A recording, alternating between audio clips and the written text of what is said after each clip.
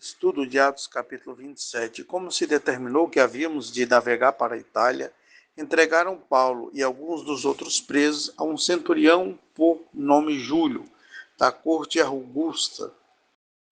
Embarcando nós em um navio adramintino, prestes a navegar pelos lugares da costa da Ásia, partimos, estando conosco Aristarco, macedônio de Tessalônica. E chegamos no dia seguinte a Sidom, e Júlio, tratando Paulo humanamente, lhe permitiu ir ver os amigos para que cuidasse dele. Partindo dali, fomos navegando abaixo de Chipre, porque os ventos eram contrários. E tendo atravessado o mar ao longo da Cilícia e Panfilha, chegamos a Mirra, na Lícia, e achando ali o centurião, um navio de Alexandria, que navegava para a Itália, nos fez embarcar nele. Como por muitos dias navegássemos vagarosamente, havendo chegado apenas defronte de Cnido, não nos permitindo o vento ir mais adiante, navegamos abaixo de Creta, junto de Salmone. E costeando-a dificilmente, chegamos a um lugar chamado Bons Portos, perto do qual estava a cidade de Lazeia. E passando muito tempo, sendo já perigosa a navegação, pois também o jejum já tinha passado, Paulo os admoestava, dizendo-lhes: Senhores, vejo que a navegação há de ser incômoda, e com muito dano, não só para o navio e carga, mas também para as nossas vidas. Mas o centurião cria mais no piloto e no mestre do que no que dizia Paulo. E como aquele porto não era cômodo para invernar, os mais deles foram de parecer que se partisse dali para ver se podiam chegar a Fenícia, que é um porto de Creta que olha para o lado do vento, sudoeste e noroeste, invernar ali. Soprando o sul brandamente, lhes pareceu ter já o que desejavam, e fazendo-se de vela, foram de muito perto, costeando Creta, mas não muito depois deu nela um pé de vento, chamado Euroaquilão, que sendo o navio arrebatado e não podendo navegar contra o vento, dando de mão a tudo, nos deixamos ir à toa. Correndo abaixo de uma pequena ilha chamada Clauda, apenas pudemos ganhar o batel. E levando este para cima, usaram de todos os meios, cingindo o navio, e temendo darem a costa na Sirte, amainadas as velas, assim foram à toa, e andando nós, agitados por uma veemente tempestade, no dia seguinte, aliviaram o navio, e ao terceiro dia nós mesmos, com as nossas próprias mãos, lançamos ao mar a armação do navio. E não parecendo havia já muitos dias, nem sol nem estrelas, caindo sobre nós uma não pequena tempestade, fugiu-nos toda a esperança de nos salvarmos. E havendo já muito que não se comia, então Paulo, pondo-se de pé no meio deles, disse: Fora, na verdade, razoável, senhores, ter me ouvido a mim e não partir de Creta, e assim evitariam este incômodo e esta perda. Mas agora vos admoesto só que tenhais bom ânimo, porque não se perderá a vida de nenhum de vós, mas somente o navio.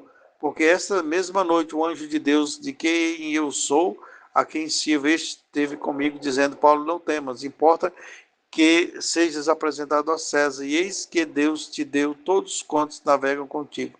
Portanto, ó senhores, tende bom ânimo, porque creio em Deus que há de acontecer assim como a mim me foi dito. É, contudo, necessário irmos dar numa ilha. E quando chegou a 14ª noite, sendo impelidos de um e outro lado no mar Adriático, lá pela meia-noite, suspeitaram os marinheiros que estavam próximo de alguma terra, e lançando o prumo, acharam 20 braças, e, passando um pouco mais adiante, tornando a lançar o prumo, acharam 15 braças. E, temendo ir dar em alguns lugares rochosos, lançaram da popa 4 âncoras, desejando que viesse o dia, procurando, porém, os marinheiros fugir do navio, e tendo já deitado o batel ao mar, como que querendo lançar as âncoras pela proa, disse Paulo ao centurião aos soldados: Se estes não ficarem no navio, não poderei salvar-vos. Então os soldados cortaram os cabos do batel e os deixaram cair. E entretanto que o dia vinha, Paulo exortava a todos a que comessem alguma coisa, dizendo: É já hoje o 14º dia que esperais, e permaneceis sem comer, não havendo provado nada. Portanto, exorto-vos a que comais alguma coisa, pois é para a vossa saúde, porque nenhum cabelo cairá da cabeça de qualquer um de vós. Havendo dito isto, tomando o pão, deu graças a Deus na presença de todos, partindo, começou a comer. Tendo já todos bom ânimo, puseram-se também a comer, e éramos ao todo no navio 276 almas. E refeito com a comida, aliviaram os navios, lançando o trigo ao mar. Sendo já dia, já conheceram a terra, enxergaram, porém, uma enseada que tinha praia, e consultaram-se sobre se deveriam encalhar nela o navio. E, levantando as âncoras, deixaram-no ir ao mar, largando também as amarras do leme, e, alçando a vela maior ao vento, dirigiram-se para a praia, dando, porém, num lugar de 2 mares, encalharam ali o navio, e, fixa a proa, ficou imóvel, mas a polpa abria-se com a força das ondas. A polpa abria-se com a força das ondas. Então a ideia dos soldados foi que matassem os presos para que nenhum fugisse escapando a nada. Mas o centurião, querendo salvar Paulo, lhes estorvou esse intento e mandou que os que pudessem nadar se lançassem primeiro ao mar e se salvassem em terra. Os demais, uns em tábuas e outros em coisas do navio, e assim aconteceu que todos chegaram à terra a salvo. Essa é a palavra de Deus, um pouco demorada na leitura. Estamos chegando ao final da história de Paulo, ao final de Atos dos Apóstolos. Atos dos Apóstolos, que conta um pouco do final ali da vida de Jesus na terra. O seu ponto marcante é a descida do Espírito Santo em Pentecostes. E aqui nós vemos a história de Paulo, que é a história final dos capítulos finais de Atos dos Apóstolos. Esse homem de Deus, escolhido por Deus para pregar aos gentios.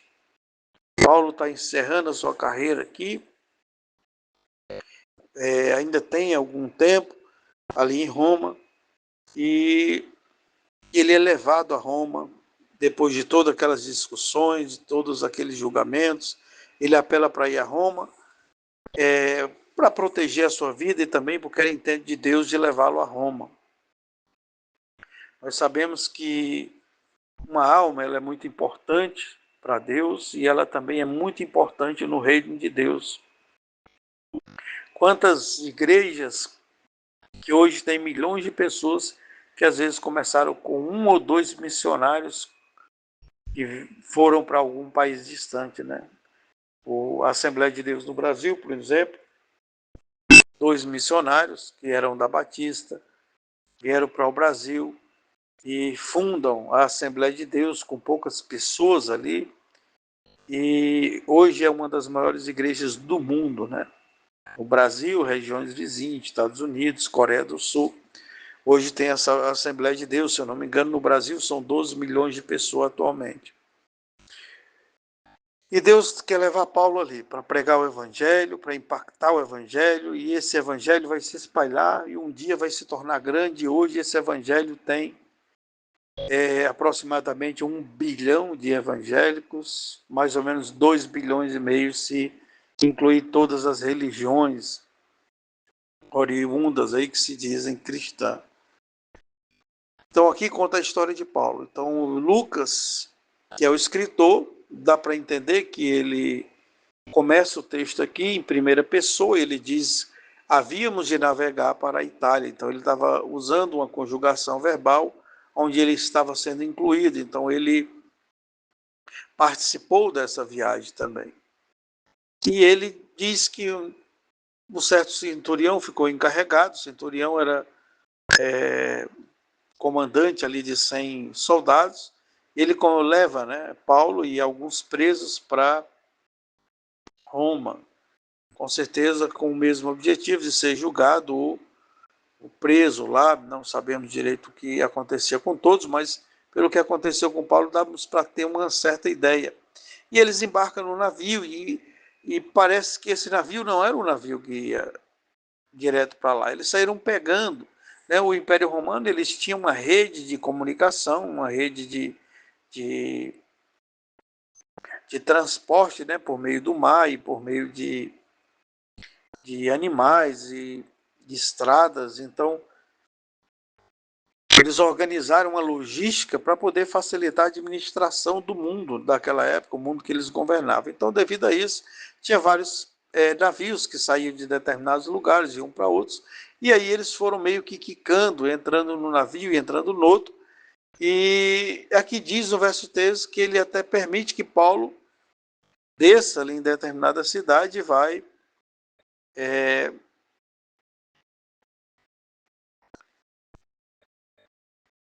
lá em Sidom, ele vai visitar os amigos, né? E os irmãos ali, né? E eles partem e seguem viagem, e essa viagem ela é um pouco conturbada, porque Paulo discorda, né, do que está acontecendo ali, mas a palavra de um preso não pesava muito nesse momento. E Paulo ele prevê, pelo Espírito Santo, que a navegação não vai ser fácil, mas, como diz no verso 11, ele cria mais no piloto, que é o mais normal, do que em Paulo. E eles resolvem partir do local que eles estavam, mesmo sem condições assim favoráveis. E eles saem de viagem e vem um pé de vento, como diz no verso 14, um tal de Heroaquilão, que era muito forte, e coloca eles numa situação muito difícil. Nesse momento nós vamos ver que, mesmo diante das circunstâncias, Deus vai guiar Paulo. Por mais que Paulo tivesse preso, por mais que Paulo tivesse no mar, numa situação muito difícil, beirando a morte, Paulo não estava fora dos projetos de Deus. Nossa vida, por mais agitada que esteja, nossa vida, por mais triste que esteja, nossa vida, por mais parecendo que está decepcionante, e às vezes vem o euroaquilão nas nossas vidas, é uma doença, é uma prova sentimental, é uma prova espiritual, é uma prova financeira, e parece que perdeu o controle. Mas não perdeu o controle. Sendo o navio arrebatado, não podendo navegar contra o vento, e eles deixamos ir à toa, diz aqui no verso 15. Ou seja, eles foram à deriva, eles não tinham como controlar a direção. No próximo capítulo nós vamos entender que existia projeto de Deus nessa direção. E eles saem nesse navio, tentam ali fazer o que pode, se livrar de material, e eles são agitados por uma grande tempestade. No dia seguinte, eles aliviam o navio, verso 18. E ele disse que no outro dia eles mesmo lançaram fora o que podiam ali, né? E o verso 20 diz uma coisa interessante: não aparecendo, havia já muitos dias, nem sol nem estrela, e caindo sobre nós uma não pequena tempestade, fugiu-nos toda a esperança de nos salvarmos. Né? Veja que Paulo tinha uma promessa para Paulo, para dizer: Paulo, você vai se apresentar a César. E já tinha isso para Paulo. Mas aí, Paulo agora se encontra numa situação tão difícil que ele diz que Lucas, né, entende que eles perderam até a esperança de escaparem. Né? Diante das situações difíceis, às vezes nós nos esquecemos das promessas de Deus. Mas Deus sabe. Salmo 103 diz: Deus conhece a nossa estrutura e sabe que somos pó. João Batista, por exemplo, era um homem de Deus, e Jesus vai dizer que nenhum homem era tão grande como João Batista, dos nascidos de mulher, né? Com exceção de Jesus, claro. Mas João Batista, quando estava numa situação difícil, preso, ele mandou uns discípulos perguntar para Jesus: Jesus, tu é aquele que deveria vir ou há de vir outro? Aí Jesus diz: os cegos veem, os surdos ouvem, os aleijados andam, os mortos ressuscitam, e aos pobres é anunciado o reino de Deus. Ou seja, tem hora que nós precisamos de algo na nossa vida para nos dar certeza de que Deus realmente está conosco. E eles não estavam comendo, parecia que tinha um jejum coletivo. E Paulo faz aquela defesa, dizendo: era para vocês terem me obedecido. Tá? E ele diz: mas agora vos admoesto a que tenhais bom ânimo, porque não se perderá a vida de nenhum de vós, mas somente o navio. Verso 22. Porque esta noite o anjo de Deus, de quem eu sou, a quem eu sirvo, esteve comigo, dizendo: não temas, Paulo, importa que seja apresentado a César, e eis que Deus te deu todos quantos navegam contigo.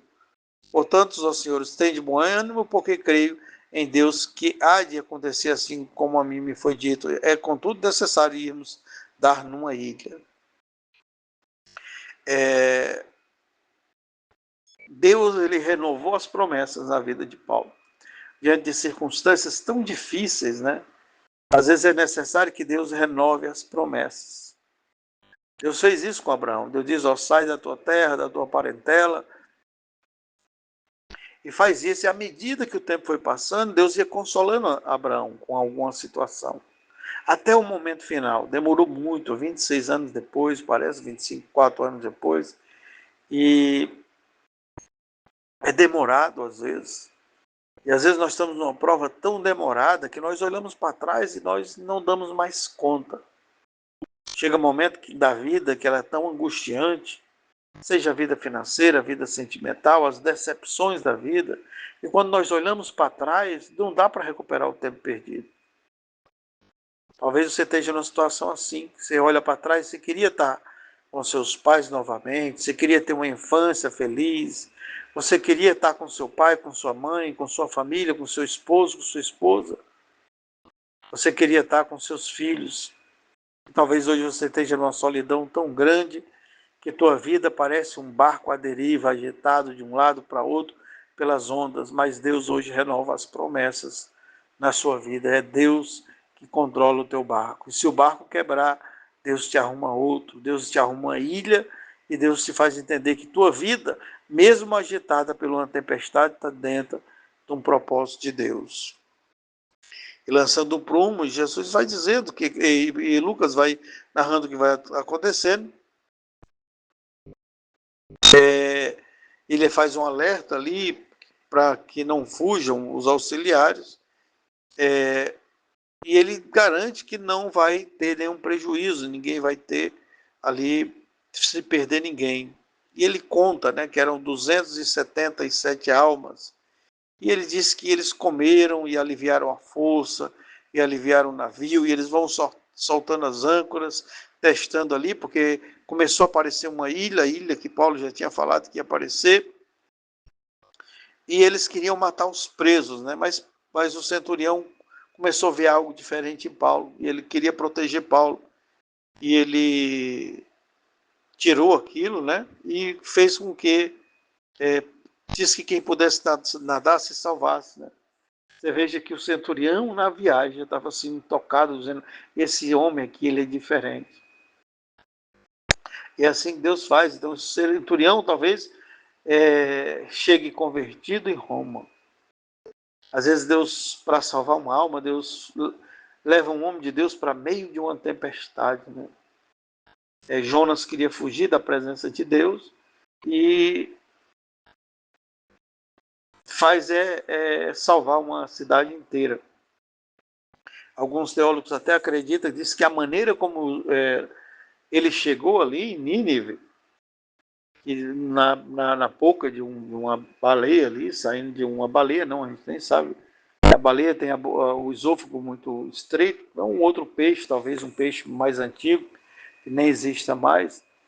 E o fato é que dizem alguns teólogos, né, não podemos afirmar, mas alguns teólogos acham que a maneira como Jonas chegou ali em Nínive, muitos viram ele na praia, chegando dentro da baleia, e aumentaram o crédito nele, ou seja, se ele não tivesse chegado na baleia, nem teria salvado tanta gente. Mas o homem que chega numa baleia, ele diz, não é normal uma coisa dessa, só pode ser de Deus. Não estamos afirmando isso, mas sabendo afirmar que às vezes o meio que Deus conduz a coisa é diferente. Uma certa serva de Deus, se eu não me engano, ela adoeceu, eu vi esse testemunho de um irmão, e ela foi parar num leprosário, ela pegou lepra. E lá, não sei se tinha 30, 60 pessoas, disse que é uma situação muito feia.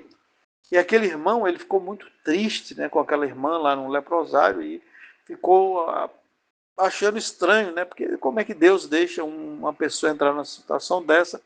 A lepra hoje ela tem cura, ela é uma bactéria. E hoje existe cura para a lepra. Hoje é chamado de hanseníase.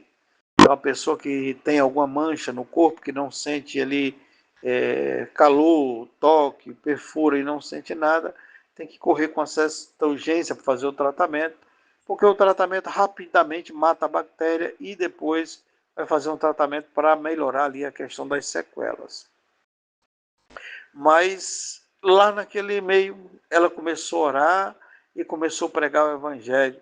E daqui a pouco estava uma maioria convertida. Então, às vezes, nossas situações que nós passamos, nós não entendemos. Nós não entendemos. Eu comecei postando no meu WhatsApp mensagens. Falei, vou fazer alguma coisa útil, alguns anos atrás. E comecei um dia, um moço com a vida muito errada, falou, rapaz, eu queria te agradecer, porque foi muito importante as mensagens que você mandava para mim, que você postava aí no WhatsApp, e as mensagens mudaram a vida daquele homem, do status do WhatsApp. Eu falei, meu Deus, se no WhatsApp eu consegui impactar uma vida, imagine no Facebook. Aí eu comecei a criar Facebook e adicionava pessoas só para evangelizar. Eu compartilhava para elas, na minha linha do tempo, mensagens bíblicas e compartilhava em grupos. Entrava em 100, 200 grupos do Facebook e comecei a compartilhar mensagens, coisas boas, coisas de saúde. Eu digo, eu vou fazer meu trabalho. Um certo dia o moço falou comigo e disse, ó, meu amado, eu estou afastado da igreja, eu estou morando na Bahia, eu estou longe. E minha vida era muito errada. Eu dei tanto trabalho a meus pais que nem meus pais querem me ver. Então eu estou aqui na 19ª mulher, eu estou com o 19º casamento, já me juntei 18 vezes, essa é a 19ª, 19 vezes, e eu estou aqui tentando, eu estou sem força para voltar para a igreja. Eu dei o meu WhatsApp na época para essa pessoa, comecei a evangelizar, e ele falou que tinha vida muito errada, saiu ameaçado de morte, uma série de coisas. Era um outro número que eu tinha, e eu peguei e comecei a evangelizar. Eu não tinha experiência com evangelizar. Eu falei, eu vou orar por você. Eu orava de forma simples, motivava ele. E um dia eu falei, rapaz, vai na igreja. No dia que você for, você me manda uma foto, você e sua esposa. Um belo dia ele mandou a foto de dentro da igreja, ele e a esposa dele, servindo a Deus. E daqui a pouco ele disse, irmão, larguei tudo de errado, agora eu vou vender, eu acho que sal para a fazenda, vender produtos para a fazenda. E eu e minha esposa estamos servindo a Deus e agora eu larguei o erro todinho. E eu fiquei impressionado, falei, nossa, no Facebook. E um belo dia eu tinha aquela esperança, trabalhava numa profissão boa, mas estava passando uma fase difícil. A fase difícil me levou a evangelizar. Na verdade foi isso, que eu não tinha jeito para evangelizar, nem vontade. Aí eu, passando uma fase difícil, uns dias parados, comecei a evangelizar. E aí eu falei, meu celular deu um defeito. Eu falei, meu Deus, eu estou sem celular. E eu estava com pouco dinheiro, mas eu fui numa dessas vendas que vende celular usado e comprei um J1. Eu lembro que era um J1 dourado, bonito, muito bonito. Estava novinho, veio até com as fotos do dono, ele disse que tinha comprado para a filha dele. Era um moço que vendia assim na feira, celular usado. Foi, eu acho que a única vez na vida que eu comprei um celular usado. Eu não gosto, com medo de ser roubado. E eu comprei aquele celular e comecei a evangelizar com ele. Um J1, a memória muito fraca, eu tinha um cartão de memória, então de toda semana eu tinha que reinstalar o WhatsApp, porque a memória acabava, aí eu limpava o celular e reinstalava o WhatsApp e começava de novo. E aí eu lembro que 70 grupos de WhatsApp e comecei a evangelizar. E evangelizando, aí as coisas foram acontecendo, eu fui pegando jeito. Eu lembro que as pessoas iam me ensinando a orar. Às vezes eu postava o link ali para orar pela sua vida e a quantidade de gente que chovia querendo ali oração. Eu ficava impressionado como é que podia, num grupo de frases, num grupo de poesias, grupo disso, que era grupo do Facebook, entrava centenas de pessoas no meu WhatsApp numa noite, às vezes, pedindo oração, dizendo que a esposa foi embora de casa e que queria se matar, que o esposo. Eu fui ficando assim impressionado com aquilo. E eu virava à noite orando pelas pessoas. Eu lembro que às vezes as próprias pessoas que pediam, entravam em contato comigo, eu não sabia como lidar com a situação, elas iam me ensinando. De uma disse, ó, quando alguém orar por você, você pedir, falar com você, não diga que vai orar, não. Ore por ela na hora. Manda um áudio de 1 minuto orando, aí depois você ora aí. Eu digo, tá bom. Aí eu comecei a fazer, eu ficava até com vergonha, porque eu não sabia. Eu lembro que minha primeira palavra que eu preguei, eu digo, não, vou montar um grupo, aí eu boto essas pessoas e vou orar. E eu lembro, minha primeira palavra, é, as, as irmãs amaram, mas eu vi que eu me atrapalhei muito. Fazia muitos anos que eu não pregava, e eu lembro que de Pedro, eu lembro que uma pregação em Pedro, alguma coisa assim, quando Pedro nega Jesus 3 vezes, e Jesus olha para Pedro, e alguma coisa em torno de Pedro. Foi nessa mensagem. Então eu lembro que a irmã amou, e que Deus falou com ela, a esposa de um pastor, mas eu achei que foi muito fraco, meio desajeitado, a forma que eu falava no WhatsApp. O WhatsApp não era bom, o celular não era muito bom. E Deus foi encaixando as coisas. Eu lembro que antes disso, Deus mandou uma palavra para mim dizendo assim: instruir-te-ei, ensinar-te-ei o caminho que deve seguir, guiar-te-ei com meus olhos. Foi essa palavra que começou a coisa. E aí as palavras vinham me levando a outro lugar. Só que junto, uma prova gigantesca. Aí Deus abria as portas, eu começava a trabalhar, diminuía um pouco o trabalho, depois voltava para a prova. E de prova em prova, Deus ia me levando e me trazendo. As coisas melhoravam e depois pioravam, como numa gangorra. E aí foi me levando para outros lugares. Eu lembro que parei um tempo de fazer isso. E aí depois comecei de novo. Assim que eu comecei da primeira vez, eu tinha esquecido de falar isso, eu orando pelas pessoas, e um belo dia, a irmã chegou para mim e falou: irmão, minha filha, minha sobrinha está na UTI, um estado grave, era uma menina.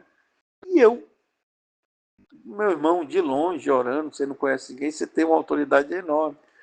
E eu orei e repreendi a morte, e determinei que ela levantasse, e essas coisas que a gente faz até sem experiência. E quando foi poucos dias, ela ligou para agradecer, a menina tinha saído da UTI. Eu fiquei meio na dúvida, eu digo, meu Deus, será que não foi coincidência, né? Aí uma moça saiu. Aí, pouco de tempo, uma mulher pediu oração pela mãe que estava no estágio terminal. E eu orei, depois que eu entrei em contato com ela, a mãe dela estava nas últimas horas de vida ali. Ela disse: irmão, o médico disse aqui que ela só tem 3 horas de vida, nós estamos nos despedindo da minha mãe. Muito obrigado por tudo, depois eu falo com o irmão. E eu fiz uma oração e repreendi a morte. Pedi a Deus que ela viesse à vida. Está uma senhora de 88 anos, parece com uma infecção grave no estômago no final da vida. E quando foi dias depois, eu pedi, liguei para a irmã. Eu digo que eu vou consolar ela, porque a mãe dela deve ter morrido. Eu dei uns dias, que é para dar aquela questão do enterro e tal. E eu digo que ela vai ser enterrada e eu vou. É o tempo, eu dou uns 5, 7 dias que é o enterro e tal. Ela está mais branda, eu falo com ela. E quando eu entrei, entrei em contato com ela pelo WhatsApp, ela disse: irmão, você não sabe o que aconteceu. Minha mãe não morreu naquele dia. Ela teve alta, Jesus libertou ela, ela foi para casa, aceitou Jesus, se batizou e está congregando conosco. Eu digo, meu Jesus. E aí começou a acontecer isso em uma escala muito grande. E um dia, uma obreira da Mundial do Poder de Deus entrou em contato comigo desesperada, e Deus fez uma obra, e eu dizia, meu Deus, será possível isso? Será que não é coisa da minha cabeça? Será que eu não estou ficando louco? Eu chegava a pensar isso. Dizia, meu Deus, não é como a síndrome de Jerusalém, eu estou passando prova, e eu acho que eu estou, sei lá, um mecanismo de defesa, uma fuga do meu problema aqui. E aí, essas idas e vindas, né? E fui aprendendo coisas, vendo coisas tristes, ouvindo pessoas, e ouvia a história das pessoas. Eu tinha tempo, eu fazia uma viagem, ganhava um bocado de dinheiro, depois parava, ficava na prova, e essas idas e vindas. E Deus foi me dando experiência, uma coisa que eu nem sabia fazer. E as pregações vinham na mente, a palavra vinha, as orações. Deus ia trabalhando alguns lados da minha vida, dando entendimento a algumas coisas, algumas fraquezas Deus consertando, porque não é fácil lidar com isso também. Ao longo de uma caminhada, de um processo, Deus trabalha áreas da nossa vida que ainda não estão corretas, né? A gente tem mania de achar que o pregador, que o pastor, que o missionário, ele é uma pessoa muito perfeita. Não, Deus trabalha áreas das vidas de todos eles no processo de salvação. E assim Deus está fazendo aqui na vida desses homens, conduzindo e guiando essas pessoas para um caminho. Eu lembro que uma das palavras foi guiar-te com meus olhos. E aí depois a outra disse, eu vou limpar, endireitar as veredas tortas, aplanar os caminhos tortuosos, aquela palavra que fala de João Batista. Nessa época eu passei uma provação muito grande em várias áreas e ia mudando minha oração. Eu percebi que a cada prova minha oração mudava. Eu ia orando mais, eu ia criando um método de oração. Eu comecei orando 20 minutos, 10 minutos, depois eu estava orando meia hora, depois eu consegui orar uma hora. E acredito, teve provas que foram tão grandes que eu cheguei a orar mais de 7 horas por dia. Eu cheguei a fazer jejum de 3 dias, 2 dias sem comer, sem beber, e o terceiro dia só um pouquinho de água.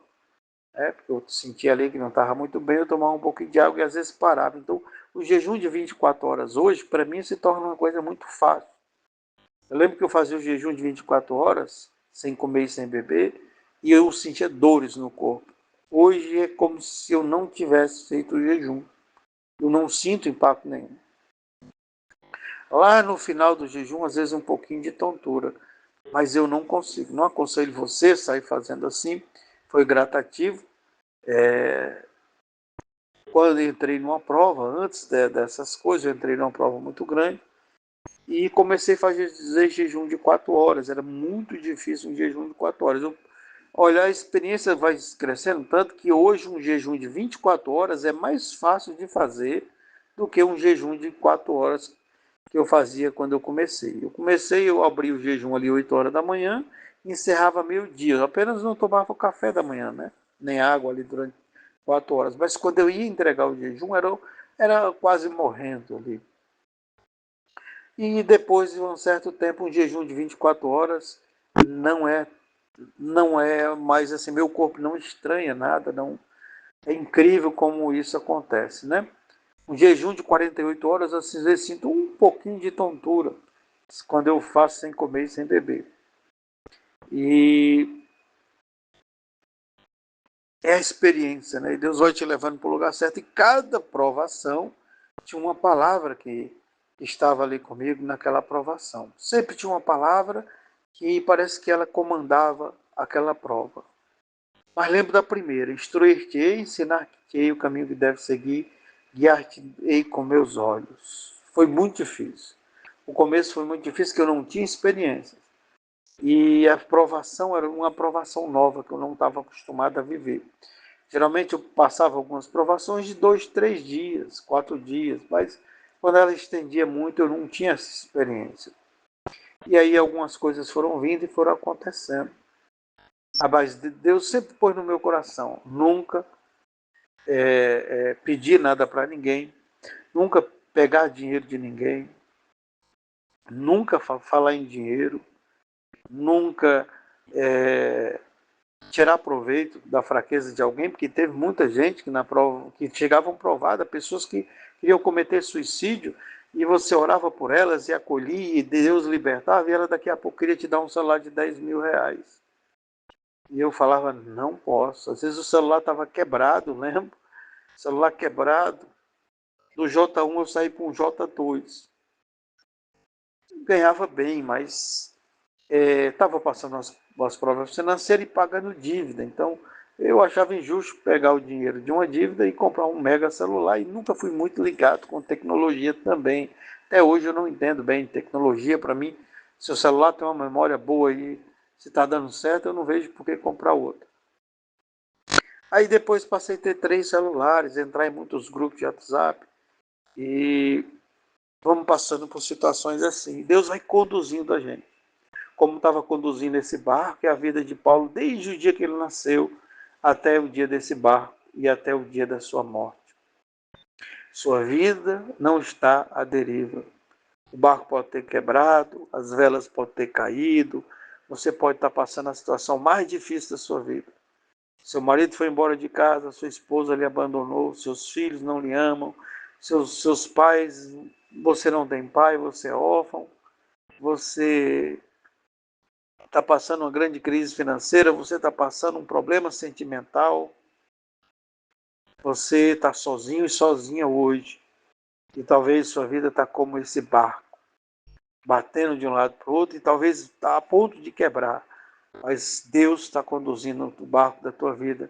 E na hora que ele quebrar, se ele quebrar, vai ter uma ilha esperando por você. E aqui eles chegam numa ilha. No final da história ele chega numa ilha. Porque era nessa ilha que era para ele estar. Às vezes nós temos situações que nós dizemos, não era para eu estar aqui. Mas às vezes é a ilha que você estava. Às vezes o barco da sua vida dá muitas curvas. Às vezes Deus não quer, muitas vezes, que nós passemos por certas coisas. Às vezes nós escolhemos errado. Mas Deus não deixa de nos amar por isso. Deus era o Deus de Paulo antes dele ser preso, na prisão, no barco e até o final da sua vida. Estarei com vocês todos os dias até a consumação do século. Você não está só, meu irmão. Você não está só, minha irmã. Deus conduz a sua vida. E Deus conduziu a minha vida de um homem tímido que não sabia pregar o evangelho. Depois eu estava preparando mensagens. Depois eu estava organizando louvores. Eu estava organizando muitas coisas. E esses dias eu estava pensando, meu Deus, como foi feito tantas coisas. Eu lembro que quando eu comecei a pregar o evangelho, no comecinho mesmo, foi a primeira vez que eu calculei, que eu falei, meu Deus, eu acho que pela primeira vez na vida eu faço mais coisas boas do que más. E às vezes nós somos inúteis, né? Nós temos pensamentos que não agradam a Deus, nós fazemos até coisas que não agradam a Deus, mas nós vamos para a igreja e parece que nós temos uma vida neutra. Não é má, mas também não fazemos o bem. E a Bíblia manda você vencer o mal com o bem. Não é para ter uma vida neutra. A vida neutra é a vida de quem enterra o talento. E aí quem enterra o talento não ganha nem perde. E é assim a maioria dos cristãos. Foi feita uma pesquisa que somente 5% dos cristãos evangelizam. Imagine isso. Se 5% dos cristãos estão convertendo o Brasil quase todo, imagine se 100% evangelizasse. Uma vida neutra, às vezes, na presença de Deus. E eu, nessa época, eu pensei, é a primeira vez que minha vida está tendo um grau positivo. Aqui está positivo o negócio, o saldo está bom, está no azul. Foi a primeira vez. E depois eu faço um cálculo que nunca mais saiu do azul.